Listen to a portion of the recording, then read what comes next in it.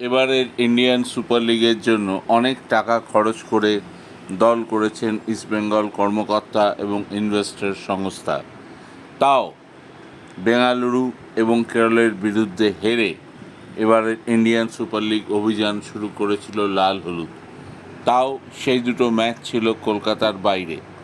আজ ম্যাচ ছিল কলকাতায় যুবভারতী ক্রীড়াঙ্গনে, অর্থাৎ ইস্টবেঙ্গলের নিজেদের হোম গ্রাউন্ড। আশা করা গিয়েছিল ইস্টবেঙ্গল হয়তো 3 নম্বর ম্যাচে ঘুরে দাঁড়াবে গোয়ার বিপক্ষে, কিন্তু কোথায় কি, আবার হারল ইস্টবেঙ্গল। ব্যবধান এবার 3-2 গোল। 21 মিনিটের মধ্যেই 2 গোল খায় ইস্টবেঙ্গল। দুটি গোলই করলেন ইস্টবেঙ্গলের প্রাক্তনী বাতিল ফুটবলার বোরা হেরেরা। আজ বোরা হ্যাট্রিক করলেন ইস্টবেঙ্গলের বিরুদ্ধে এবং যেন কলকাতায় এসে লাল হলুদ কোচ কার্লোস কোয়াদ্রাতকে এবং কর্মকর্তাদের জবাব দিয়ে গেলেন তাকে ছেড়ে দেওয়া কতটা ভুল ছিল। এবং ইস্টবেঙ্গল সমর্থকরা, যাদের কাছে বোরা অত্যন্ত প্রিয় ফুটবলার ছিলেন, যার অ্যাসিস্ট থেকে মোহনবাগানকে ডুরান্ড কাপে হারিয়েছিল ইস্টবেঙ্গল, সেই বোরার জন্য ইস্টবেঙ্গল হেরে গেলেও তারা ম্যাচ শেষে হাততালি দিল, তার নামে জয়ধ্বনি দিল, উঠল Carlos Cuadrat go back slogan. কেন যে ইস্টবেঙ্গল দলটা এরকম পারফর্ম করছে জানা নেই।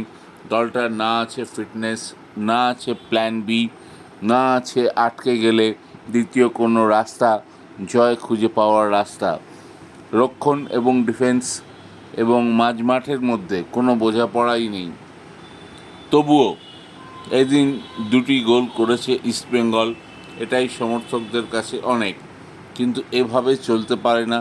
ক্রমশ প্রেশার বাড়ছে কোচের ওপর। হয়তো এবার তার সময় ঘনিয়ে এসেছে। এমনিতেই মনে হচ্ছে কার্লোস এক্সটেনশন পিরিয়ডে আছেন। এখন তিনি নিজে ছাড়েন না ক্লাব তাকে জোর করে রেজিগনেশন দেওয়ার ক্ষেত্রে, সেটা একমাত্র সময় বলবে। তবে ইস্টবেঙ্গলের র্যাডারে সঞ্জয় সেন রয়েছেন, সে কথা আগেই জানিয়েছিলাম। আজ হিজাজিও অত্যন্ত ভুল করেছেন। দেখা যাক পরের ম্যাচে কি হয়।